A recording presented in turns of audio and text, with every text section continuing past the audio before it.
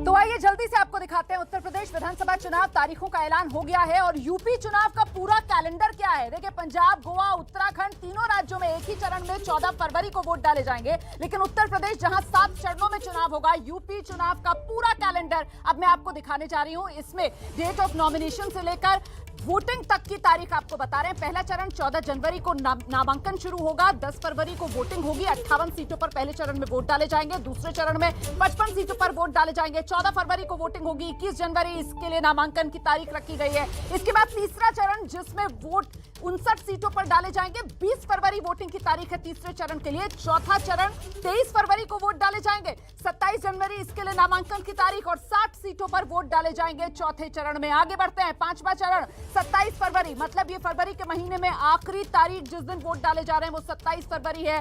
60 सीटों पर वोट डाले जाएंगे इस दिन। इसके बाद छठा और सातवां, ये जो दो चरण हैं ये दोनों मार्च के महीने में आते हैं। छठे चरण में 57 सीटों के लिए 3 मार्च को वोटिंग होगी और सातवां चरण आप देख सकते हैं 54 सीटों के लिए 10 मार्च को वोट डाले जाएंगे। सीधे रुक करते हैं, तमाम खास मेहमान हमारे साथ लगातार बने हुए हैं, मेरी सहयोगी जो लगातार इस बड़ी कवरेज में हमारे साथ बनी हुई है। दिबांग जी के पास जरा चलेंगे और उनसे समझने की कोशिश करते हैं कि यहां पर ये कोरोना के हिसाब से जो चुनाव किया जा रहा है उसके प्रचार को लेकर जो हम चर्चा कर रहे हैं, इसमें छोटी पार्टियों, कम रिसोर्स वाली पार्टियों के लेकर तो हम चिंता कर ही रहे हैं, लेकिन क्या ऐसा नहीं लगता है मामला दोधारी तलवार जैसा है? वो बड़े दल जो बड़ी बड़ी रैलियों के साथ कहीं ना कहीं अपनी हवा बनाने की कोशिश किया करते थे, वो जो स्विंग वोटर को प्रभावित करते थे, उनके लिए भी तो ये दोधारी तलवार वाला मामला साबित होगा ना दिबांग? जी हाँ, बिल्कुल उनके लिए भी मुश्किल होगी। पर देखिए, बड़े दल यानी आपके पास संसाधन हैं, ऐसे दल संसाधन अगर आपके पास हैं तो आप रास्ता खोजेंगे, रास्ता निकालेंगे, आप पहले से उसकी तैयारी करके रख सकते हैं। मैं बात कर रहा हूँ उन दलों की जिनके पास वो संसाधन नहीं है, छोटे दल हैं, और ऐसी जगहों पर पहुँचना जहाँ पर लोगों के पास आप अगर कर भी रहे हैं इंतज़ाम तो वो नहीं देख सकते, तो कैसे आप पहुँचेंगे उन गरीबों के पास, उन लोगों के पास जिनके पास कोई इंतज़ाम नहीं है? मेरे ख्याल से ये एक बड़ी चुनौती है और ये दलों से ज़्यादा चुनौती चुनाव आयोग के लिए है। इसकी जिम्मेदारी चुनाव आयोग की है।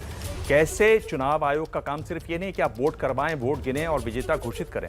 चुनाव आयोग का काम ये भी है कि आप सही तरीके से देखें कि प्रचार हो, आप जो कह रहे हैं वो बात लोगों तक पहुंचे, लोगों को समझ में आए बात। उस पर भी चुनाव आयोग की उतनी ही जिम्मेदारी है और मुझे लगता है कि उस काम में चुनाव आयोग पूरी तरह से नाकाम रहा है। वो जरूर कह रहा है कि रोक लगेगी, लेकिन कैसे होगा इसका जवाब चुनाव आयोग के पास नहीं है। शांतनु, एक सेकंड मैं चाहती हूँ आप जवाब देते हैं और उसके बाद आवे जी।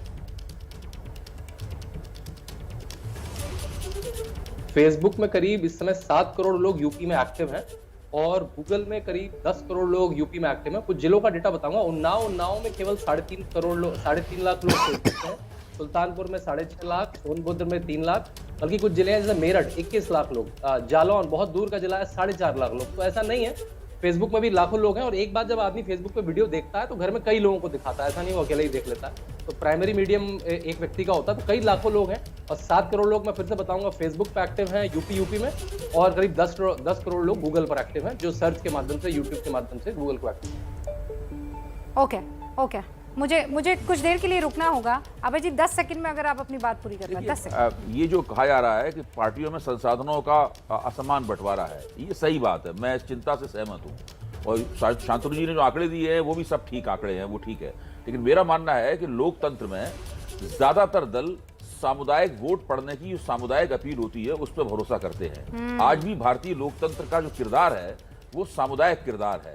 अभी भी 25-30% वोटर ऐसे हैं जो निजी तौर पे सोचते हैं उन तक पहुंच जरूरी है, वो चाहते हैं कि पार्टियां उनसे संपर्क करें। तो छोटे दल तो खास तौर से, क्षेत्रीय दल खास तौर से, 1-2 जातियों की पार्टियां जो होती है छोटी छोटी, वो खास तौर से अपने जनाधार को सामुदायिक ढंग से संबोधित करती हैं। आपने तो वो आपने पूरी बात को जो है, हाँ, एकदम वो कहते हैं कम शब्दों में पूरी बात कह दी है कि हम कहते हैं ना रैलियों में भीड़ तो आ रही है, लेकिन वो वोटों में तब्दील होगी क्या, दिल में वोटरों के क्या है वो तो वोटर ही जानता है। और इसीलिए तो हम रोज एक सर्वे लेकर आते हैं।